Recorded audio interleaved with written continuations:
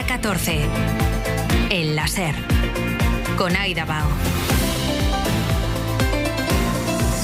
2:30 de la tarde, 1:30 en Canarias. La semana termina como muchas otras últimamente, con el mundo pendiente de lo que le pase por la cabeza a Donald Trump. El presidente estadounidense acaba de elevar sus amenazas a Europa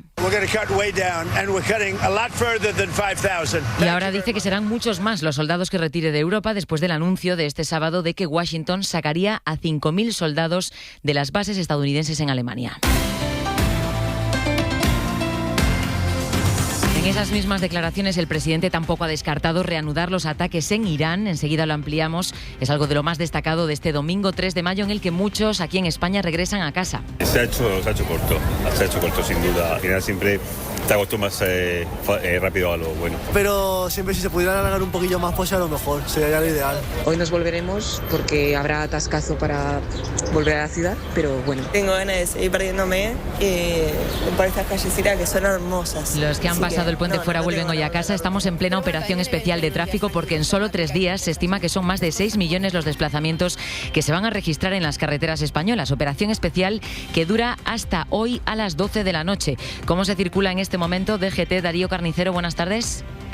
¿Qué tal? Buenas tardes. A esta hora se complica la circulación, especialmente en dirección a Madrid, por la A1 en Sarracín y San Agustín del Guadalix, en la A3 en Loriguilla y Fuentidueña de Tajo, por la A4 en Villanueva de la Reina y Guarromán, en la 42 en Illescas y Parla, en la A5 desde Talavera de la Reina hasta Valmojado y en la A6 en Arévalo y Collado Villalba. Circulación en aumento además en sentido Barcelona por la C31 en Platja d'Aro, en la AP7 en Torredembarra, Vilafranca del Penedès y Cardedeu. Circulación en aumento en dirección a Bilbao por la A8 en Castro Urdiales y dificultades en la entrada a Sevilla en la AP4 en Las Cabezas de San Juan. Gracias, Carnicero. Tráfico, maletas e ir recogiendo en un domingo que además es Día de la Madre y que viene de nuevo pasado por agua en muchos puntos del país. Beatriz Carmona. La vuelta a casa nos deja 7 comunidades con aviso amarillo por tormenta durante toda la tarde: Aragón, Asturias, Castilla y León, Castilla-La Mancha, Murcia, País Vasco, La Rioja y la Comunidad Valenciana, y en Navarra, donde está activado el aviso naranja. En otros puntos del país, como Galicia, Cantabria, Aragón e Islas Baleares, también habrá lluvias intermitentes a lo largo del día. En cuanto a las temperaturas, tenemos ahora mismo una media de 19 grados, con mínimas de 14 en zonas de Madrid y máximas de 24 en Córdoba. Y en los deportes, la Liga a centímetros de decidirse. Si hoy el Real Madrid empata o pierde en Cornellá, el Barça es campeón. Iria Vieira, buenas tardes. Muy buenas, Carlos. El Deportivo ya en marcha por ser más y aplicaciones con el Celta de Vigo Elche en primera y Racing de Santander Huesca en segunda, en el día en el que el Barça puede ser campeón de Liga si el Real Madrid no gana en casa del Español a las 9 de la noche. Además, a las 4:15 el Barça femenino juega la vuelta de las semifinales de la Champions ante el Bayern de Múnich en el Camp Nou, 1-1 en la ida. Y en Fórmula 1, debido al peligro de tormentas, la carrera del Gran Premio de Miami se ha adelantado 3 horas y finalmente se disputará a las 7, carrera en la que Carlos Sainz saldrá 14º y Fernando Alonso 18º. Hora 14. Aida Bao. El puente de mayo deja la pelota en el tejado de Europa en el nuevo orden mundial que intenta imponer Donald Trump. El republicano está dedicando el fin de semana a amenazar a nuestro continente, irritado por no obtener el seguidismo esperado de sus socios europeos. Adrián del Pozo, buenas tardes. ¿Qué tal, Aida? Buenas tardes. El presidente estadounidense eleva la apuesta y ahora dice que van a reducir drásticamente la cifra de soldados estadounidenses que van a retirar de territorio europeo. Todo esto, Adrián, mientras Trump asegura estar analizando la última propuesta para la paz en Irán. Ha sido en respuestas de Trump a preguntas de una periodista. ¿Por qué retira tropas de Alemania? Le pregunta.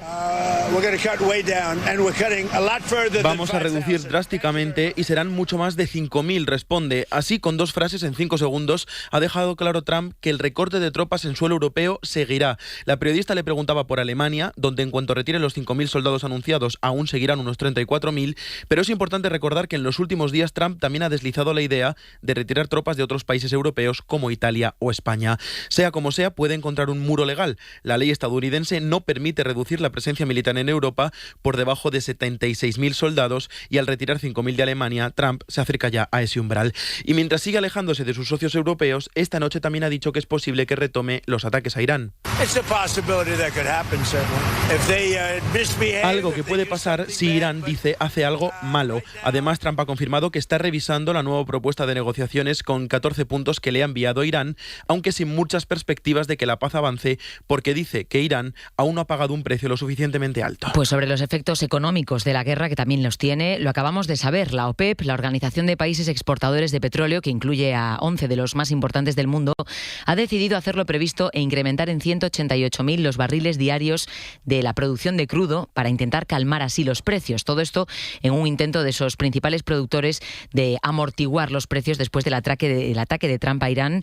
El movimiento tiene lugar después, además, de la salida esta semana de Emiratos Árabes Unidos de esa organización. Emiratos era el segundo miembro con mayor capacidad para aumentar la producción rápidamente y ayudar a moderar los precios.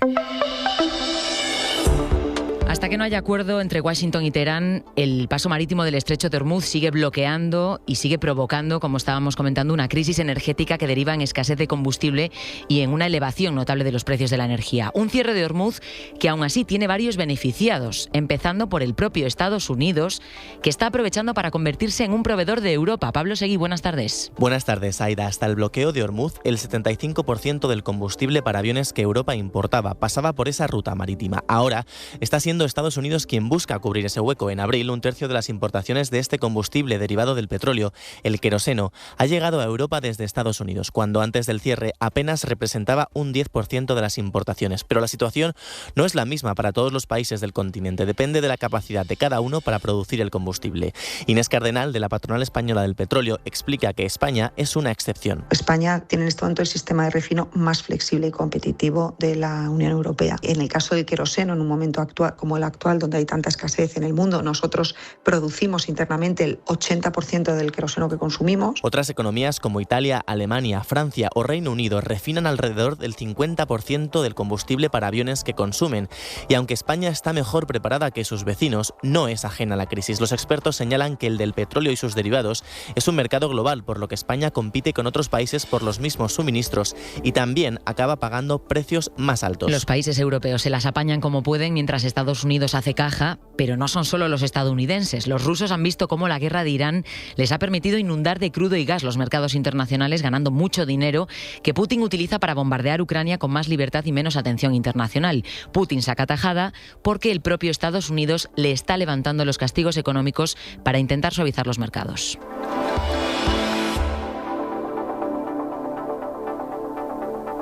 Y precisamente rearmarse y coordinar estrategias frente a la amenaza que supone Rusia y también la que comienza a suponer Estados Unidos es el objetivo de la cumbre que se va a celebrar en Armenia y a la que hoy empiezan a viajar ya varios líderes internacionales, entre ellos el presidente del Gobierno, Pedro Sánchez. María Ibáñez, buenas tardes. Buenas tardes. Hablamos de la octava cumbre, María, de la Comunidad Política Europea, que va a comenzar de forma oficial mañana y en la que Europa busca reforzar la seguridad, estabilidad y prosperidad del continente en un momento muy convulso para el mapa político mundial. Medio centenar de jefes de Estado o de Gobierno se darán cita en Ereván, la capital armenia, en el que es el foro que impulsó el francés Macron en 2022 y que reúne a los 27 y a la mayoría del resto de países europeos que no forman parte del bloque comunitario. Esta vez Canadá también se une a la cita. En las 7 anteriores no había participado antes una nación fuera del continente. La invitación se produce en un momento en el que las relaciones entre Bruselas y Ottawa se han potenciado tras el regreso de Trump a la Casa Blanca, en especial tras las amenazas de Estados Unidos de anexionarse Canadá o Groenlandia o después de la imposición de aranceles. Precisamente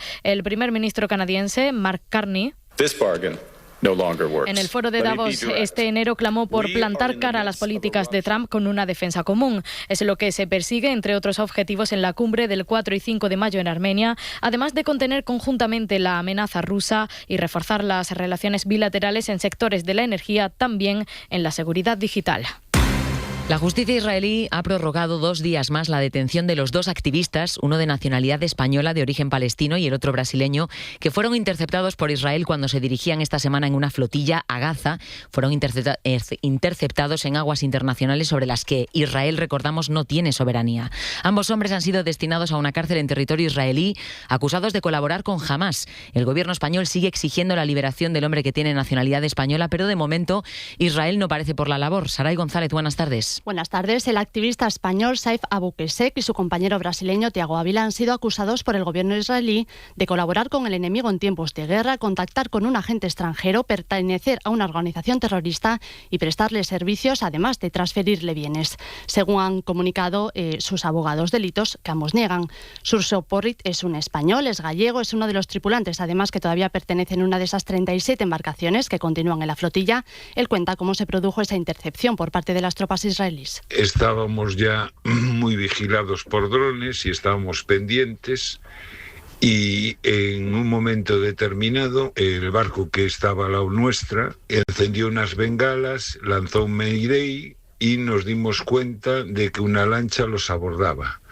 Se cuenta que desecharon por la borda cuchillos, tijeras y todo lo que entendieron que podía ser considerado como peligroso por los israelíes. A partir de ahí, dice... Durante 4 horas navegamos por aguas internacionales hasta llegar a aguas griegas y mantuvimos el protocolo de abordaje hasta llegar a Creta, que ya nos sentimos. En un comunicado, la flotilla Sumu denuncia que desde su detención el activista español habría permanecido con los ojos y manos vendadas, boca abajo y completamente inmovilizado. Además, él es español, pero también es palestino, nació en un campo de refugiados, lo que lo hace, dicen, que aumente su riesgo de ser torturado. Desde el Ministerio de Exteriores de España confirman que el cónsul de España en Tel Aviv ha asistido a la vista del juez que ha tenido esta mañana y que irá todas las veces que sea posible. La próxima vista está prevista para el martes, aunque exigen su liberación inmediata, ya que aseguran que se trata de un ciudadano que está ilegalmente detenido. Añadimos otro testimonio a esta crónica. Ángel Benítez es un mallorquín que está ahora mismo en Creta, ya liberado, viajaba en la flotilla y fue detenido el miércoles por Israel. Le ha descrito así a nuestros compañeros de Baleares cómo fue su cautiverio bajo los israelíes. Estuvimos 3 días encerrados, nos dieron agua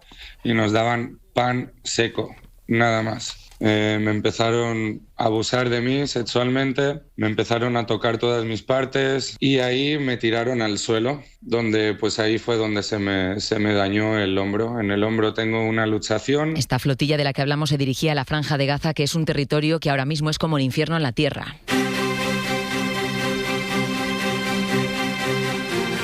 En la Franja de Gaza no está entrando ayuda humanitaria. Israel ha prohibido a las ONGs operar y ha abandonado a los palestinos a su suerte en una tregua que no está cumpliendo. Desde que entró en vigor el alto el fuego en octubre, al menos 830, se ha actualizado esta mañana la cifra, 830 palestinos han muerto asesinados por Israel. Y la poca información que nos llega desde allí nos llega gracias a periodistas como este que han conseguido entrar y que se juegan la vida para que el resto del mundo tenga ojos en un lugar en el que es muy difícil mirar. Hoy es el Día de la Libertad de Prensa y Gaza ha sido en el último año el lugar más peligroso del mundo para hacer periodismo. Corresponsal en Oriente Próximo, Nuria Garrido.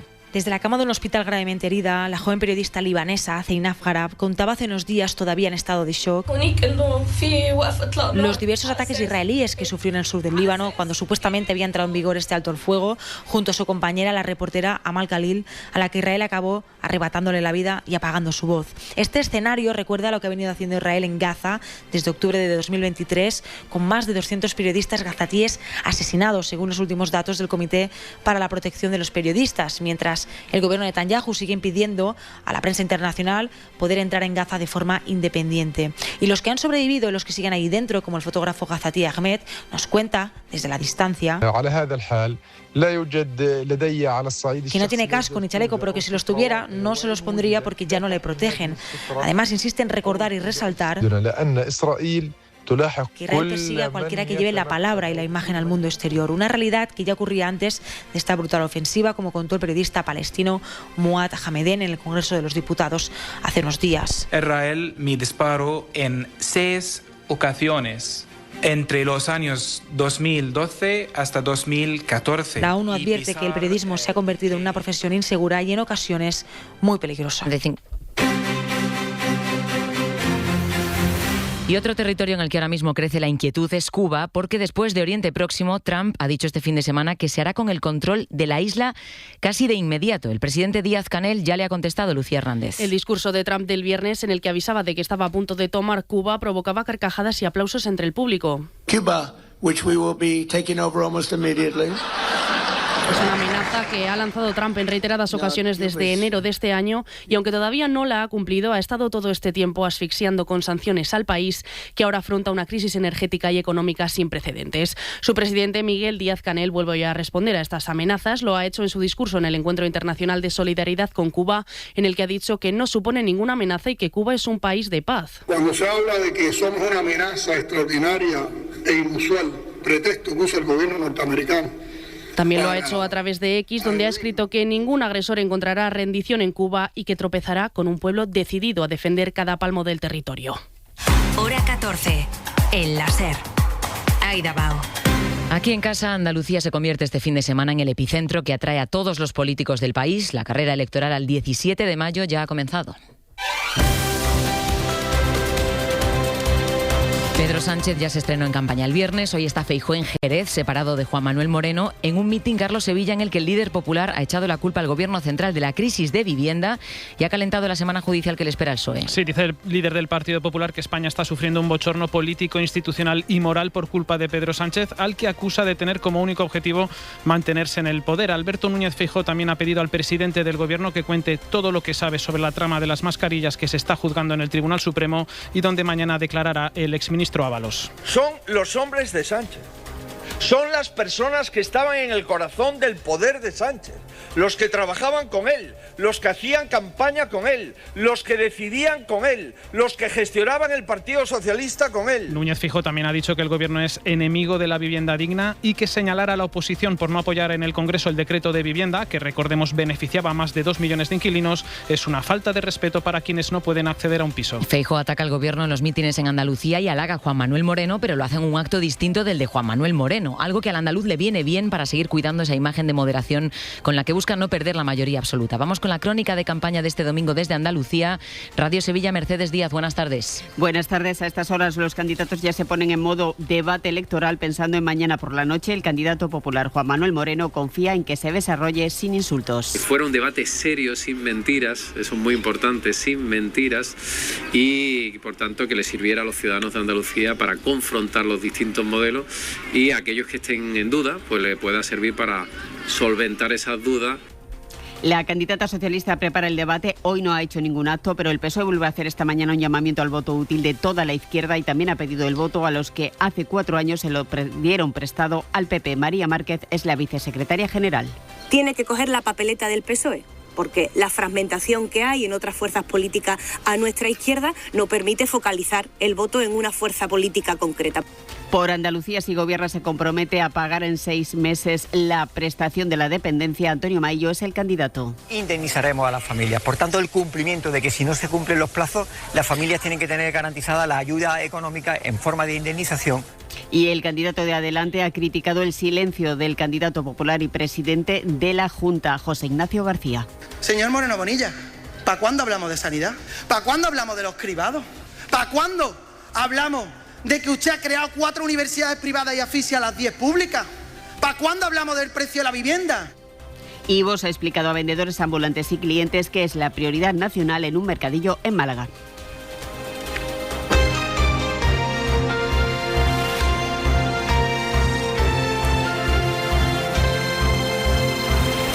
Juan Manuel Moreno está intentando en esta campaña desmarcarse del principio de prioridad nacional de personas migrantes frente a españoles al que Vox ha conseguido arrastrar a los populares en los acuerdos de Extremadura o Aragón, y busca también el andaluz ahora, y buscan también el Partido Popular y Vox en Castilla y León. Hoy Moreno, el andaluz, intenta desmarcarse como puede en una entrevista en ABC. El Partido Popular siempre ha tenido un discurso en materia de migración, porque esto quiero recordar que es una competencia estatal. Algunos grupos políticos lo utilizan en el ámbito autonómico con mucha literatura, pero con por poco contenido, porque es que no tiene competencia. Nosotros, las comunidades autónomas, no tenemos competencia en esa materia. Esto dice Moreno Bonilla, pero el caso es que el Partido Popular habla de arraigo y en Vox dicen que prioridad nacional es que los españoles vayan primero. Así que hoy nos hemos preguntado desde cuándo la prioridad nacional ha sido una prioridad en Génova y adivinen, exactamente desde que Vox lo ha exigido. Joan Jimeno. Feijóo apenas entró en el tema migratorio en su programa de 2023, pero a lo largo de la legislatura ha ido endureciendo el discurso a rebufo de Vox. En 2024, la extrema derecha se disparó en las elecciones europeas y aquel verano España sufrió la crisis por la saturación de los centros de menores migrantes. Feijóo decía sí a la acogida, pero con límites. Absolutamente a favor de la solidaridad y la atención de los menores, aunque sean ilegales en nuestro país, pero ya le digo, si no ponemos límites es imposible. Ahí es cuando Vox rompió los gobiernos autonómicos. Con la ultraderecha subiendo en las encuestas, Feijóo aprobó en julio del año pasado un nuevo ideario de partido con un claro endurecimiento de las propuestas migratorias. Se empezó a hablar de arraigo, pero hasta ahí. Pronto llegaron las cacerías de migrantes en Torre Pacheco, alentadas por los ultras. La inmigración no da carta blanca para cometer delitos. Feijóo condenó los altercados, pero ya vinculaba inmigración y seguridad. Casualidad o no, fue precisamente en Murcia donde semanas después firmó con sus varones su nuevo plan migratorio que después presentó en Barcelona. La nacionalidad española no se regala, se merece. En ninguno de los documentos aparecía la prioridad nacional. En los últimos programas electorales, en Extremadura, Aragón y Castilla y León, ni siquiera se hacía referencia a la inmigración, pero ahí es donde ha colocado Vox a Jorge Azcón y a María Guardiola. Inspirados en el principio de prioridad nacional, a establecer una asignación justa de los recursos públicos. Eso no es fascismo, señoría, eso se llama democracia. Y esto a la espera de firmar el pacto en Castilla y León, algo que se va a solapar con la campaña de las elecciones andaluzas del 17 de mayo. Precisamente en este contexto, esta mañana el PSOE ha anunciado una ofensiva a todos los niveles institucionales para frenar esta iniciativa de Vox y del PP, Adrián. Los socialistas van a presentar mociones o proposiciones de ley en ayuntamientos, parlamentos autonómicos, el Congreso, el Senado y hasta el Parlamento Europeo para defender, dicen, el principio de igualdad ciudadana que PP y Vox pretenden romper. Aseguran los socialistas que la prioridad nacional es un concepto inhumano e ilegal que pretende hacer ciudadanos de primera y de segunda. Critican desde el PSOE que está basado en el odio y la discriminación. En el Tribunal Supremo mañana se prevé una jornada de alto voltaje político. El exministro José Luis Ábalos declara en la recta final del caso Mascarillas, después de una semana en la que hemos escuchado a Víctor de Aldama o a Koldo García. El exministro de Transportes, que también fue el hombre fuerte de Sánchez, será el último en testificar en una investigación que lo sitúa en el centro de la trama que supuestamente cobraba mordidas a través de contratos. ¿Qué espera el PSOE de esta declaración?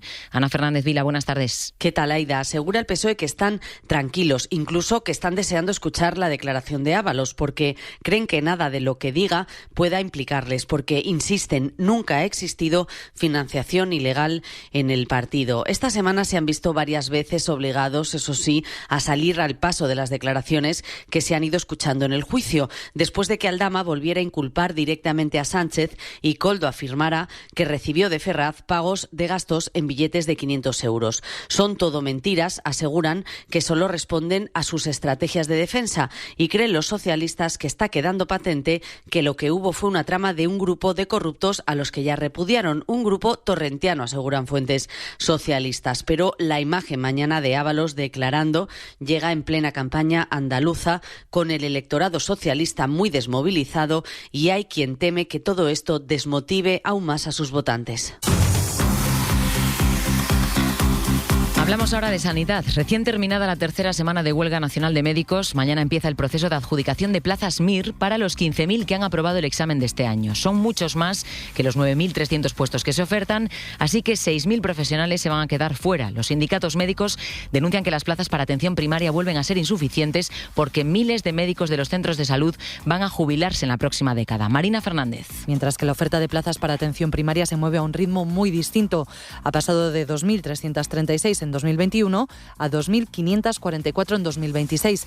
Este año en concreto son solo 36 plazas más que el año pasado, y el aumento total en estos 5 años suma 208 médicos de primaria para los centros de salud. Casi el 30% de los médicos de atención primaria tienen entre 60 y 65 años. Es la denuncia de CESIF. Sacramento Rodríguez es su portavoz. Nuestros profesionales están desbordados por la carga de trabajo, los retrasos, las listas de espera. Y se mantiene de momento la convocatoria de huelga, que está provocando cancelaciones, retrasos y un aumento de las listas de espera. Por eso, desde CESIF reclamamos un pacto de Estado para reflotar nuestro Sistema Nacional de Salud. Más recursos, refuerzo de plantillas, una correcta planificación. Ahora mismo hay alrededor de 1.200 médicos de familia ya jubilados que siguen trabajando con una prórroga especial del Gobierno para evitar precisamente que los centros de salud se queden sin personal.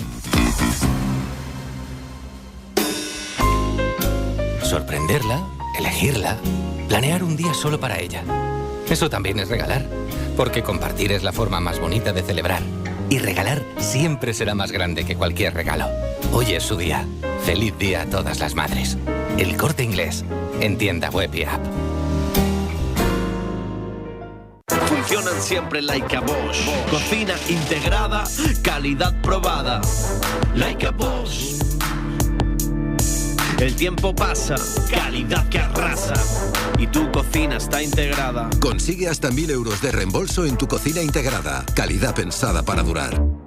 Bosch. Soy Raquel de Carglass. ¿Llevas viendo este impacto desde hace días? Entra en carglass.es. Seguro que muy cerca de ti encontrarás uno de nuestros talleres. Pide cita ahora y en 30 minutos reparamos tu parabrisas. Carglass cambia, Carglass repara. Hoy es el Día de la Madre y más del 10% de los nacimientos en España los están haciendo hoy en día en realidad mujeres que tienen 40 años o más. Esto supone más de 32.000 partos al año. Somos el país de Europa en el que más ocurre este fenómeno. La fotografía de la natalidad refleja una realidad cada vez más visible. Las mujeres retrasan la maternidad porque se ven obligadas a priorizar sus carreras profesionales en un sistema que no facilita la conciliación. Y a esto hay que unir la dificultad para encontrar casa e incluso un trabajo que económicamente te permita tener un hijo. Almudena Lopesino. En España ya se producen más partos de madres de 40 años, el 10,4% del total, que de mujeres menores de 25 años, un 9,4%. Me acuerdo de las primeras visitas a la matrona y demás, y a los ginecólogos en el hospital, como que siempre era, claro, es que ya eres mayor, es que lo has dejado mucho, es que... Sí que te sientes un poco como juzgada de haber sido... Mariam tuvo a su primer y único hijo con 41. Hasta los 30 y muchos no tuvo pareja y tampoco deseo de ser madre. Aunque no considera que haya renunciado a nada de su vida profesional, sí ha tenido que pedir una reducción de jornada. He tenido que renunciar, aparte del salario, claro, porque tengo una hora de reducción de jornada. Por conciliación, claro, porque conciliar es muy complicado. Beatriz también fue madre pasados los 40. Ha seguido desarrollando su carrera profesional, pero sí reconoce... Un esfuerzo no doble, sino triple o cuádruple, ¿no? Para que seguir manteniendo tu parte laboral y poder tener tiempo también y dedicación a la parte más personal. Las dos han sentido presión social. Sobre todo de la familia y del entorno más cercano. La frase esta de se te va a pasar el arroz, vamos, yo creo que está socialmente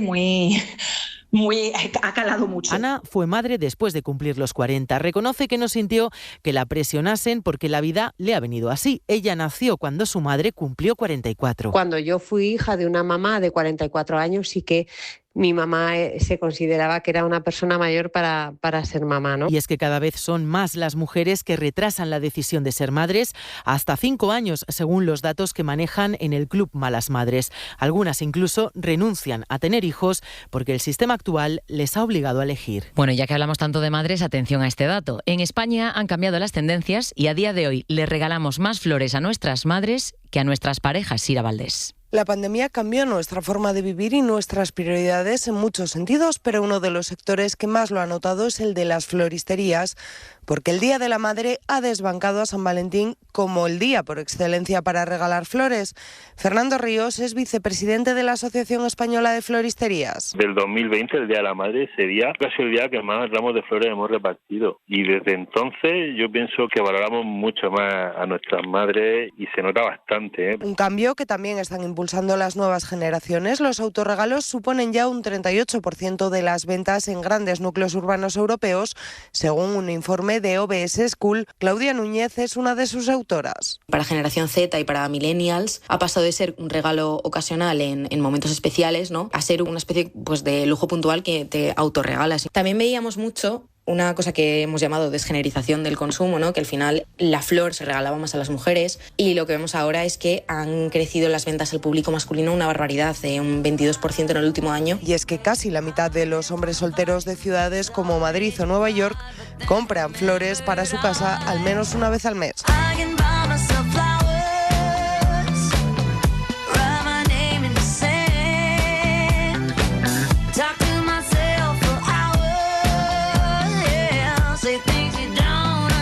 Bueno, y no sé si con flores o sin ellas están hoy los lectores en el Festival del Diario El País. El cumpleaños por el medio siglo de vida del periódico cierra hoy sus puertas en el Matadero de Madrid. Hoy con los cronistas políticos, con el actor Diego Luna o con las escritoras Rosa Montero e Irene Vallejo. Belu Jiménez, cuéntanos. ¿Qué tal, Aida? Pues un festival que justo acaba de terminar con Javier Cercas, que ha presentado su libro El periódico de la democracia, con el director del País, Jean Martínez Arens, y donde han recordado momentos claves como el 23F. Tuvieron amenazas de que iban a llegar los militares al periódico.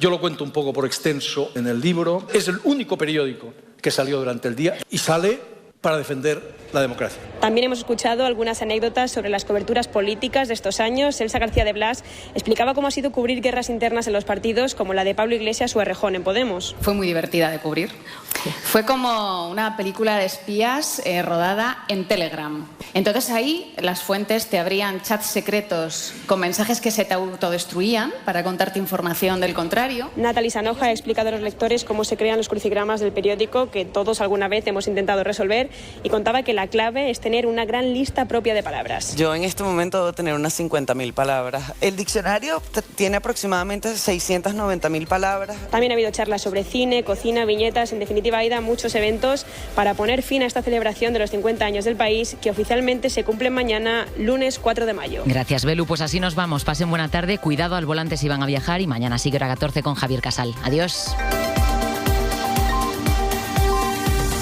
Hora 14, en la SER.